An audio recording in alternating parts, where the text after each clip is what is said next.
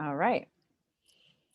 So welcome to our first teacher mentor conference call with EQ Schools Collective. My name is Nicole Stewart and I am your host for this series. We will be meeting 2 times a month, first to talk about and to share some concepts or some information, and then the second time to meet just to kind of follow up to see, was the information useful? Were you able to put it into action? Or were there any barriers or challenges in putting the practice into action? So, and we're going to record each of these episodes or each of these calls so that anyone who can't attend in person can attend or can watch it later.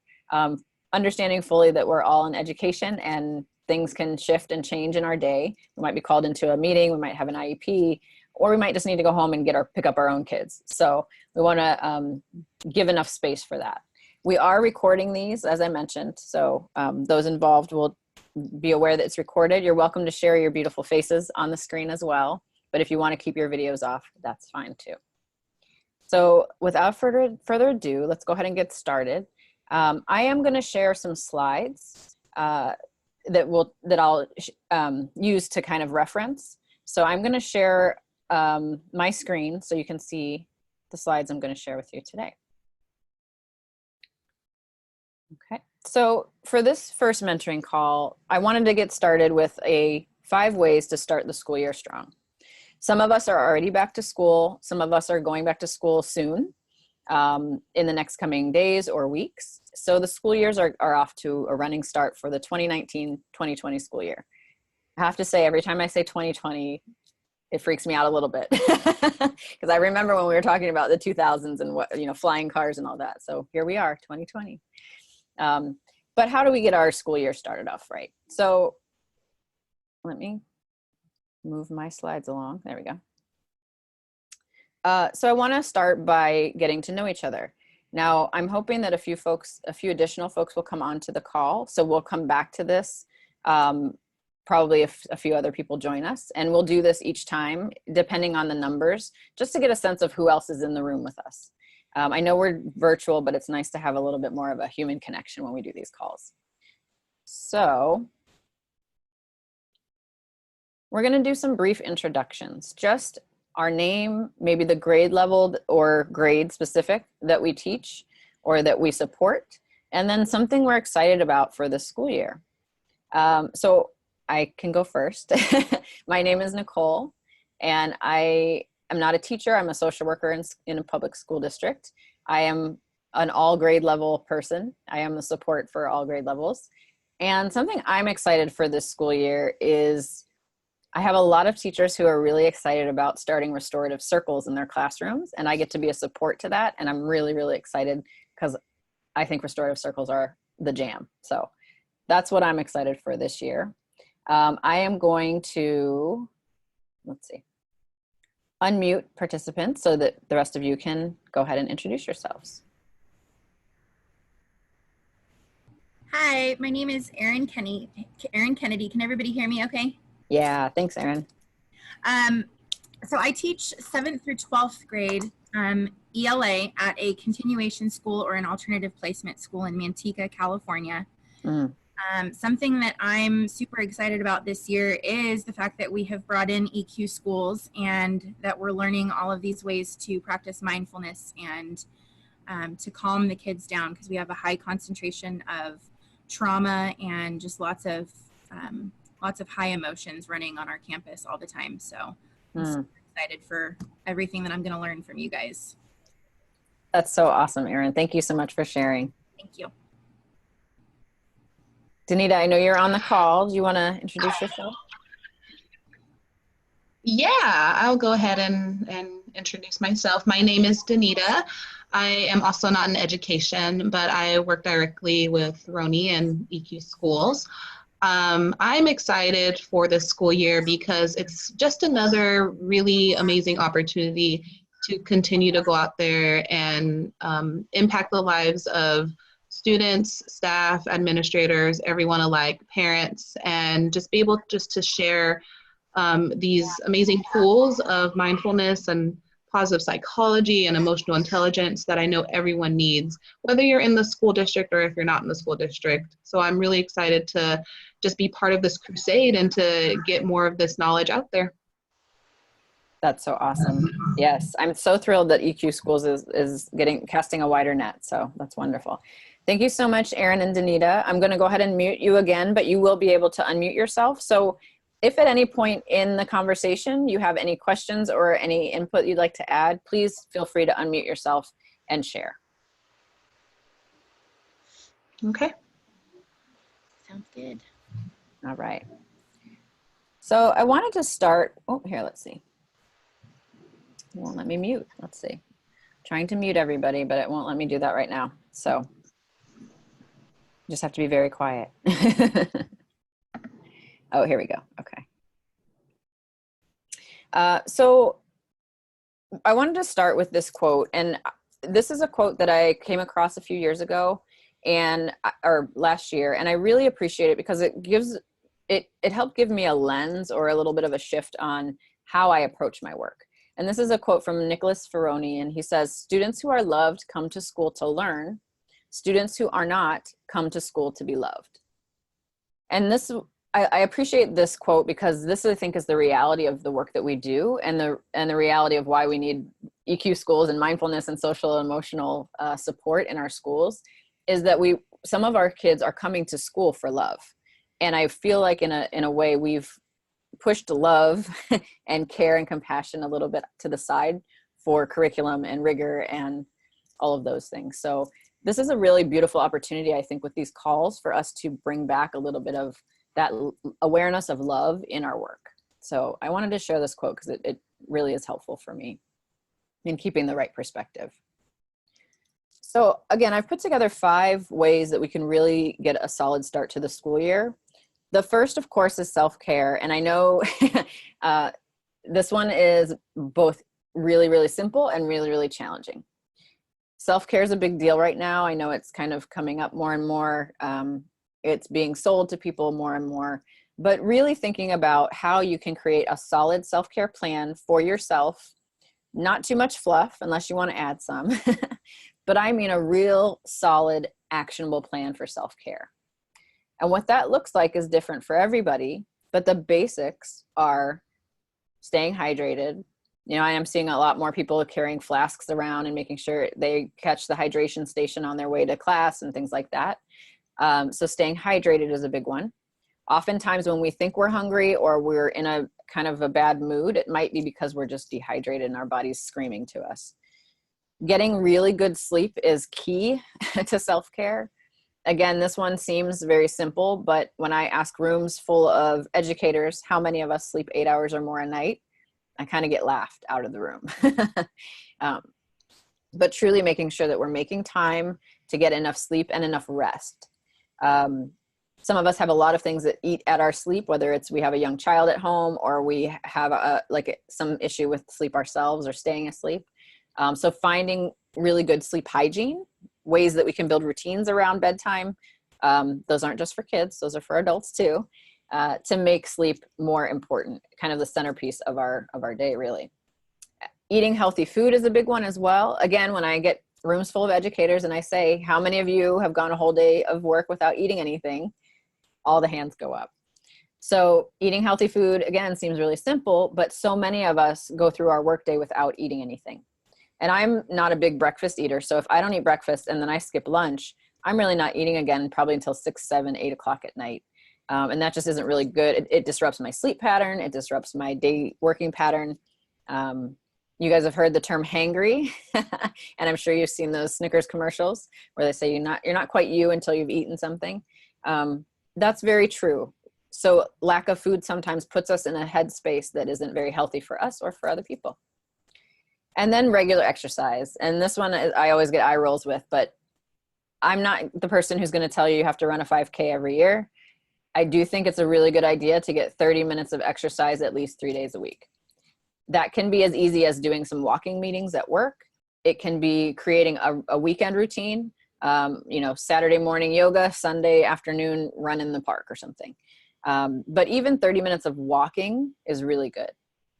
I work at a high school, and my assistant principals, there are 5 of them at this high school. They've all decided that at the end of the school day, they normally just sit in someone's office, hanging out, chilling, talking about the end of the school day. But they've all agreed this school year, instead of just sitting and talking, they're going to make those walking meetings. So at 3:30 every day, and I'm missing the walk today, but at 3:30 every day, they as a group walk and talk about the day. Now they have to be very careful about confidentiality, just walking around in the neighborhood, but they usually walk on campus, so it's pretty confidential that way. Accountability buddies help here. So again, my assistant principals are all accountable to each other to walk. And I even heard them at, when the last bell went off, they were like, all right, you guys, 5 minutes, get your stuff together. We're going on our walk. I personally have a coworker who is my accountability buddy. She checks in with me to see if I've eaten anything. If she's going to the same meeting I'm going to, and she's going to swing by and get some coffee or tea before that, she'll ask me if I need anything. And then vice versa. If we're in a meeting and I can tell she's a little tense or she's feeling attacked, I can help support her after the meeting. So find someone either at work or at home who can kind of be your self-care accountability buddy. That's a huge help to maintaining and sustaining self-care. So the next way to start strong in the school year, and here's the mindfulness, right? We bring in the mindfulness right away. So mindfulness and mantra are actually 2 ways that we can pull into some support for ourselves and kind of keep coming back as a touchstone or as an anchor. Now, mindfulness is really just, creating the way of being so that you are paying attention in the present moment on purpose and without judgment. And then mantra is just a word or a phrase or even maybe a quote that speaks to you and reminds you of what you're there to accomplish. I think those of us in education are here very purposefully, and we love the work that we do, and it can be overwhelming sometimes. So a mantra can act as an anchor for us just to come back to. My mantra for this school year is toward a love ethic. Again, my personal view and the work that I've been doing the last 4 years, I've really noticed that we focus too much on the work ethic and not enough on the love ethic. So my mantra for this year is toward a love ethic. So anytime I'm doing something that's challenging or I'm feeling overwhelmed or I'm worried that I might not get the outcome I want, I repeat that mantra to myself. Like, this is all toward a love ethic, right? Everything I'm doing, everything I'm working on, whether it's going to make a big splash or not, I'm working toward that love ethic. That's been my mantra. So when it comes to mindfulness, reminding yourself to take a deep breath every now and then, seeing if you can create a mantra for the year, or the way school years work is maybe you create a mantra for the first half of the year, and then after the holidays, you create another mantra to get you through the rest of the school year, or you can keep the same mantra all year. I would also encourage you to personalize your mindfulness practice, right? Erin, I think you said you've been to some EQ Schools conferences and you guys will be working with EQ Schools. And our job is really to give you guys a lot of different tools to use, and then for each individual person to figure out what tool works for them. For some people, just taking a deep breath helps settle them down. For others, they might have to do a more physical practice, moving their body with their breath. For others, they might need a walking mindfulness practice. And for some, they might need to sit more still. Personalizing your practice will just make mindfulness more important and more personal to you so that you can then do what's next, which is bringing mindfulness into the classroom.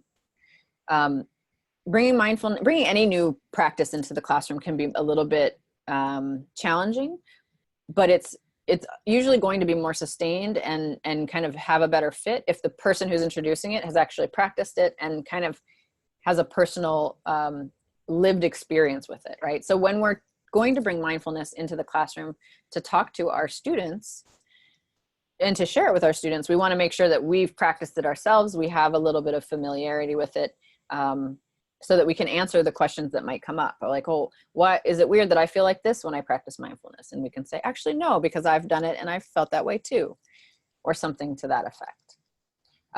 With the personalization of practice, one of the things that I've implemented for myself has been, when I get to work and I'm sitting in the parking lot in my car, I turn my car off and then I do 3 deep breaths. and then I say my mantra and maybe set an intention for the day. That for me helps with the separation, or helps create some separation between home and work. And then on my way home in the evening, I do the same thing. I get home, I park my car, I take 3 deep breaths. Instead of repeating my mantra or my intention, I try to highlight in my head 1 to 3 things that went well that day. Sometimes it's like one thing that is on its way to being a good, good thing because it hasn't happened yet. But really trying to remind myself that even if there was a day where I was frustrated or I couldn't provide a service to a student or something negative happened, maybe there was one thing that day that I did right or that was moving in the right direction. Maybe again, for myself and my mantra, moving toward that love ethic, so that I can kind of, again, create a little bit of separation between work and home. And then when I go into the house, I can be fully present with my family and I'm not carrying anything from the day. So that's one way to personalize your mindfulness practice. I know another teacher who on her prep period, she does her prep and then she'll go into her car, and she has a sunroof. So she'll go and lay with the sunroof open for like 10, 15 minutes and just breathe and watch the clouds. I love that as a practice of mindfulness as well. So we talked first about creating a solid self-care plan. Then we talked a little bit about bringing mindfulness and mantra into your practice. This third one, again, is very basic and easy, but challenging to do sometimes, is to get organized. Being organized early in the school year can help set you up for success, for sustainability, and most importantly, for sanity, so that you know where things are, and that if you need a sub or you're going to be out sick or something unexpected happens to you, things are kind of in order, they're color-coded, they're labeled, you know, they're in some semblance of organization so someone else can come in and kind of run the ship. Now, I will be very honest, I am not a professional organizer, and this is something I struggle with. I often put things in piles, and I know exactly what's in the pile, so they don't bother me, but that's not organization for some other people. And I also recognize that if I'm not in my office and a student needs some resource, I need to have those resources available. So again, for me, I label everything. I personally like color coding. So I have several rainbow kinds of containers. So I have a rainbow file, I don't know what you call it. It's a hanging file thing that has the rainbow colors of folders. I also have it's one of those art carts that has the different color drawers. And I actually put resources for housing, for food, for clothing, for immigration, all the resources as a social worker that I have, I color code them, I label them, and then I have them available so kids can just come and pull in and out of the drawers themselves if I'm not here. One of the other ways I like to organize is, is finding pretty office supplies. This sounds a little simple, maybe a little trite even, but I think it's very important especially in education, right? A lot of our job is around documenting things or paperwork, and that's not fun. If you're one of those strange birds that likes paperwork, awesome. But that's not normally what we want to spend our time on. So for me personally, having some really cute office supplies, some pretty binders, some fancy pens, some colorful Post-it notes, anything that I can bring a little bit of fun into my work, I do. It's also for me a little bit more of a self-care tool. So one of the things I have is a glitter pen. Now, it sounds a little bit silly. I don't think you guys can see it right now, so I'll show you. So this is my glitter pen. This is the pen that I use when I have to make a CPS report, right? So that's a part of my job that isn't fun. It's not something I like doing. Obviously, nobody does, but we are all mandated reporters, and it's very important that we do that job. So when I have to do a CPS report, I bring out my glitter pen. It doesn't change the situation. It doesn't change the fact that that child might be in danger or might need to be removed from their home, but it does visually, at least in the process, make things a little bit more interesting for me. I also have a binder where I keep all of our homeless McKinney-Vento kiddos in, and I try to get pretty binders. Makes my office a little prettier. Another office supply that I think is really helpful if you do a lot of paperwork is I have a completed stamp. Now, this seems silly, but when I have processed a student, or I've completed a follow-up, or we've done a meeting and I've finished the meeting, I stamp it with a completed stamp. That, for me, in my head, just kind of files it away and keeps it organized. So I don't worry about, did I close the loop on that student? You know, did I contact the parent and then circle back around to the teachers and the counselors? That's a way for me to stay organized. So any way that you can organize yourself that's helpful for you is a good thing. And it's easier to get started now doing the organization, get things set up so that your school year will go a little bit smoother. All right, we're going to go back to the presentation.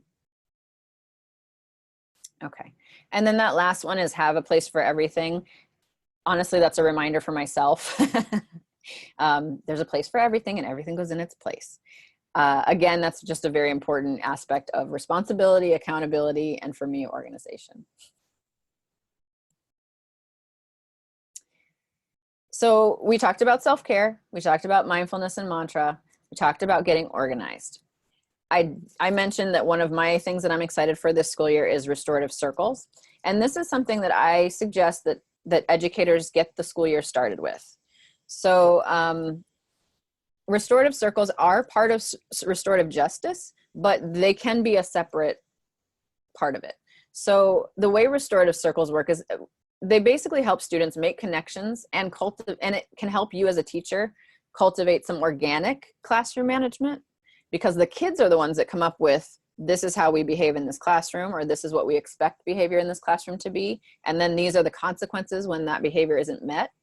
When the kids are the ones coming up with that, they're more responsive to it and they hold each other and themselves more accountable. So with restorative circles, what they do is they help students establish positive relationships with the teacher, certainly, but also with each other. And just very briefly, I do have a full presentation on restorative circles that I'm happy to share if that's something that this group is interested in. However, very briefly, restorative circle is literally getting the kids into a circle, whether they're standing in the room or moving their chairs. There's usually a talking piece or some way of, something that kids will pass around. I have this I use this as a talking piece. It's what are these things called? Beanie Baby. It's a Beanie Baby frog, So, but anything can be. I've done restorative circles in preschool classes. I've done them in elementary level. I've done them in secondary, and I've done them actually at our local jail. They work for all grade levels. And what I find, especially with maybe students who are maybe a little challenging, or where, it might be a space where you think, oh, these kids aren't going to pull into that, or that's going to be a hot mess, or I'm going to give them a talking piece and they're just going to throw it around the room. I've actually found that those kids, once you set the ground rules, are very responsive to circles. The power of a circle is that every kid gets to see each other. So no one's in the back, no one's left out. The other power is, you're going around in a circle, so everybody's included. Kids do have an opportunity to pass if they don't want to speak. But you're really going to be asking very simple questions. One thing might be a question of like, what's your favorite color? One word, right? Go around the circle. You could also do it as a check-in or a check-out. So how are you feeling this morning? Check in really quickly, one word. After a lesson plan or at the end of the day, right? How was today? How was this lesson plan? How was that test? How was that field trip, right? So there are a lot of different ways to use restorative circles. The benefit of creating a restorative circle at the beginning of the school year is that you start to create that culture for your students. You can start the first circle of saying, welcome to my classroom. Let's create some rules here. You're a student in this classroom, and how do you want to feel when you come into this classroom? One word, go, all right? And you'll probably hear words like, I want to be safe. I want to feel trusted. I want to be respected. I want to be heard, right? And then the next question can be, okay, so how do what rules do we need to create in this classroom to make sure that we all get what we need? And then the kids start putting in the rules. Another option can be to say, like, what are the consequences when our rules are broken, right? And this can be done over the first few weeks of school, but it gives kids an opportunity to have a voice. It gives you an opportunity to really hear what the kids are saying and take a temperature of the room. And it's a really great way to build relationships among kids themselves. I had a math teacher at the high school start to do restorative circles. She had gone the whole school year and was having some behavioral issues in her classroom, just kids getting into little fights here and there with each other.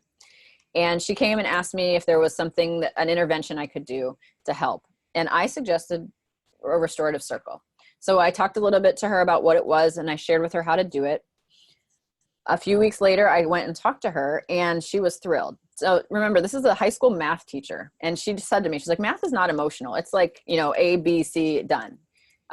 So the first time she circled the kids up, it took the whole class period. They were so confused. They didn't know what was going on. They're like, why are we doing this? This is math. Why are we talking to each other? She had them circle up, and her question to them, which is kind of an iffy question, I would be very cautious using it, but her question was, who are you? Right? Pretty big question, sort of, right? And that could be a little triggering to some kids. So at first I was like, oh, that's a brave question to ask, but she knew her kids, so she felt comfortable asking it. And the responses, she said, were really, really awesome. So kids were identifying themselves, right? And identifying each other. One girl was like, I'm from Mexico, I identify as Latina. And another girl said, well, I'm from Mexico, does that make me Latina too? I've never used that word to describe myself. Another young kid said, you know, everybody thinks I'm Black, but I'm actually Black and Filipino, and I actually identify more with my Filipino side.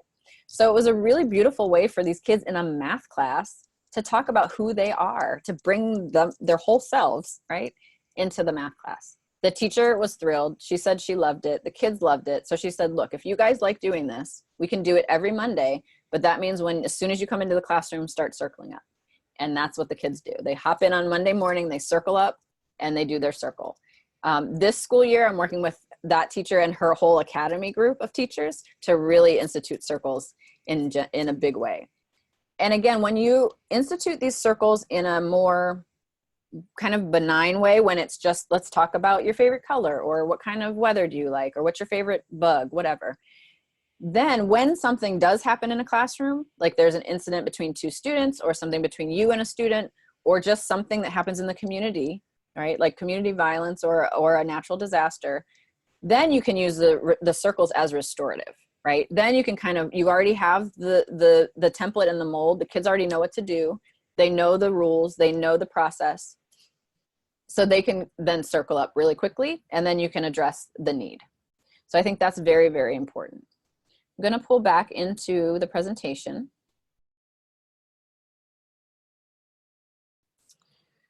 So when we start these circles, again, when there isn't a crisis or there's not a major issue, that helps students establish positive relationships. It can help you as a teacher set community guidelines. It helps the students understand behavioral expectations, and they hold each other accountable. And it's also a way for the students to practice social emotional skills with each other. Now, circles can be at any tier of intervention. It can be a tier 1 intervention where you're doing every student, right? Every student's getting circles. This is something that we do as a school or as a classroom. Then you can use it as a tier 2 for those at-risk students. Okay, we need to have a smaller circle for a smaller group of kids, or the principal might need to use this circle to handle a challenge. And then at the third level, at the highest level, at the at-risk level, then you can use a circle, and you know, circles, three or more people create a circle. Then you can really use those circles as crisis management. So when a kid is coming back to school after having been suspended, expelled, incarcerated, or hospitalized, right, you can bring a kid back into the classroom with a restorative circle. If there's a big fight on campus or an unsafe act on campus, again, you can circle up and bring it through.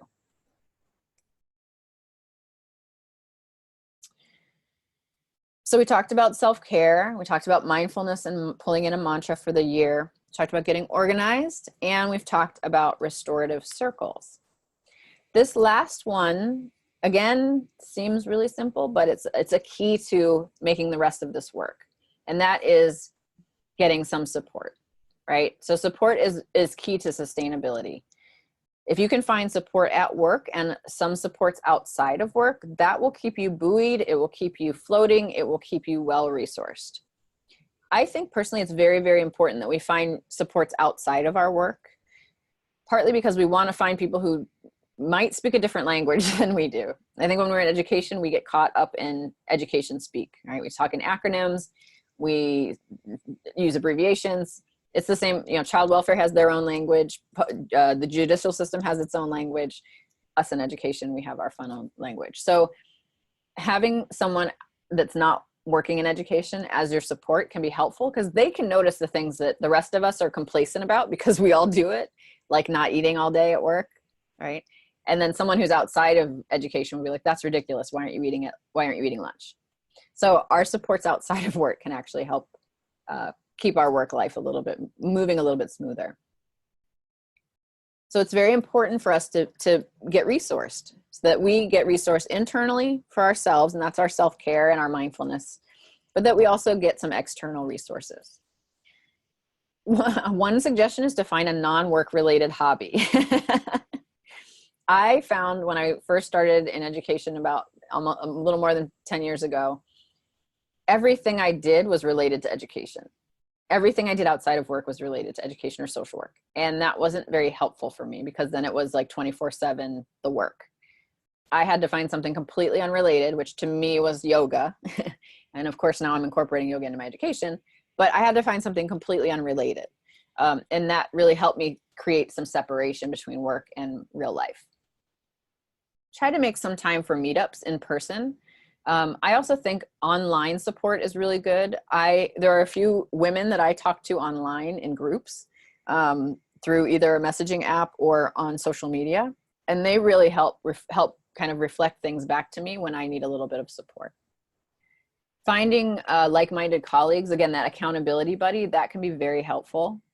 If you can find someone at work who gets the work that you do, it can be even more helpful, because then they're going to understand what frustrations you have. They're going to know when something's coming down the pike that's going to frustrate you or cause you a little bit of burnout, and can help mitigate. And then this last one is very important for us educators, is just ask for what you need. I mean, that's a really good one for everybody, but I find for myself, I will get to a point where things are getting really overwhelming before I ask for help. And I, through my own self-care practice, have learned that the sooner I ask for help and the more specific I am in my request for help, the more help I'll get. Sometimes I don't, right? Sometimes I ask very specifically for support and I am told, no, we don't have that in the budget, or no, we can't provide that. That's something different. But for me, asking directly for what I need, and sometimes it's a mental health day. Sometimes it's, I just need some quiet, you know? Sometimes it's, I need to close my door, and can you handle like the 3 kids that are going to come in at lunch? And if we have colleagues that support us and understand the work, that can be very helpful, because then they're going to pull in and be willing to help us.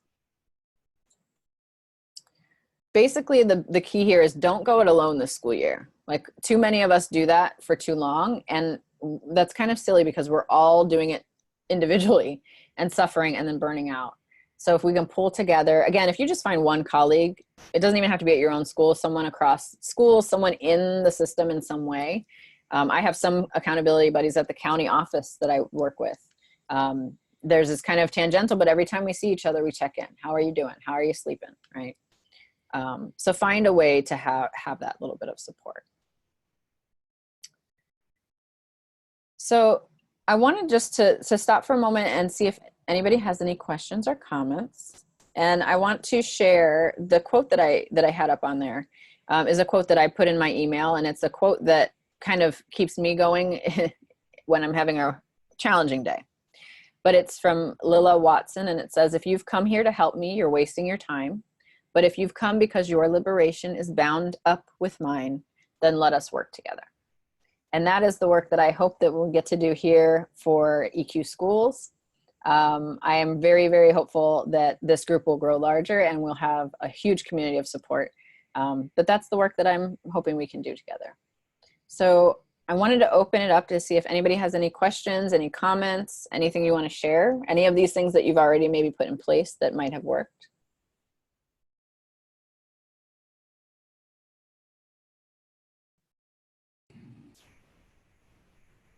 So we actually have already been using restorative circles at Manteca Day School. Awesome. Because again, we're an alternative placement site, and we have, you know, most of our kids are coming to us either for attendance issues or they've been expelled. But there's a lot of trauma that these kids have experienced 9 times out of 10, these kids have experienced some form of trauma. And so the restorative circles are extremely helpful. Good. I haven't had a chance to attend any of the EQ schools conferences just yet, but I do plan on attending. I believe there are some in November. But when Ronnie was here, he mentioned the Calm app, and that was an app that I use personally. And so you talked earlier about personalizing it. I got super excited when he mentioned that. And I have started using that app in the classroom. And at first I was kind of using it all the time, and now I'm noticing that, you know, as the kids are, if we have days where things are super tense, that's a good time to kind of come back to using the app, and let's take a moment to take a breath and just chill out for a minute. So that's been super helpful. And I love everything you talked about, especially self-care today in your presentation. We have our staff meeting tomorrow, and I'm just going to gently remind everybody we need to take care of ourselves. Yes, gentle reminder. Appreciate that. That's so awesome. I'm really glad to hear that you guys are using restorative circles, and I know that is something that high schools, you know, it's really helpful for high schools to use.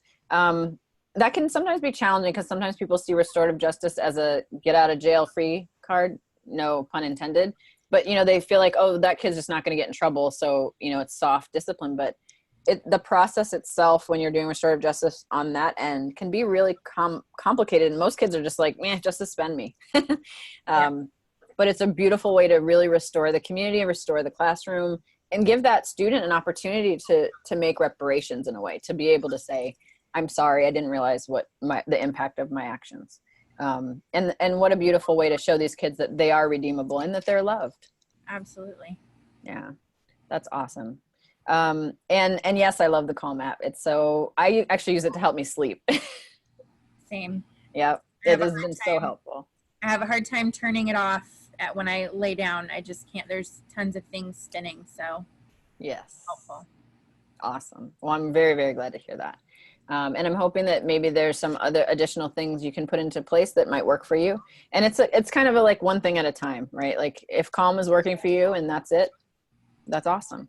Can I ask how you use it in the classroom? So we actually start, because again, like I said, our population of kids, it's just high levels of emotion at all times. They're ready to, you can set them off if you sneeze the wrong way sometimes. Yeah.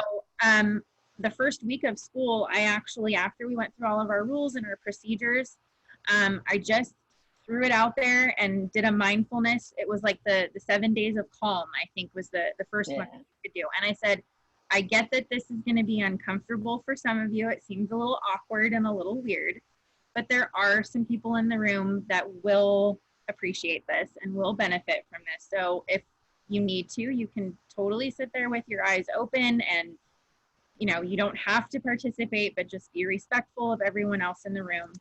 And it went over just fine. I was shocked. I thought for sure I was going to have some kids that, you know, pushed back and didn't want to do it, and everybody loves it. I actually have a handful of kids that are now asking if we can do it. So that's a huge accomplishment in my eyes. So, yes. But it just, I don't know if you've heard that metaphor about the kids having the flipped lid. So it just brings them to here, and so we can get stuff done in the classroom. Absolutely. Oh, that is so awesome. And that's the thing. I actually do find kids are hungry for this. And I think it's just the adults that are a little, you know, I don't know about that, or I don't think the kids would like it. But, you know, I've taught mindfulness to an assembly full of 8th grade students. And, you know, I kind of was expecting a bunch of, you know, too cool to do it. But those kids were thrilled. And even just talking to them, saying like, you know, are you stressed out? Yes, we are. Well, most adults don't think kids can be stressed out. So we talked a little bit about flipping the lid, and the kids love it. But yeah, I have presented some mindfulness to our alternative high school as well, and the kids really loved it. And I think it's partly because, like you said, especially with trauma, the kids they're very dysregulated. They're at that kind of hypervigilance in their nervous system, and I don't think many of them have an opportunity to rest, and I don't think many of them get good sleep at night.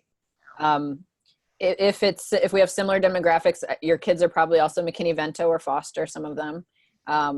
So I just know kids are not getting the sleep, the calm, and the stillness that they need at home. So when they find that little bit of peace, and that's what hooked me on mindfulness. I went to one conference and we did one like guided mindfulness practice, and feeling like you said, your brain doesn't shut off at night. I have the same issue, and I'm like, oh wait, did I do that thing? Oh, did I put this in? Did I get that kid free lunch? So for me, like in that conference, feeling that calm, I was like, oh, this, and now I need to tell everybody. Absolutely. And I think the kids get that too. And that's such a beautiful thing when they're asking for it. That's beautiful. You guys are doing great work. Thank you. That's so awesome.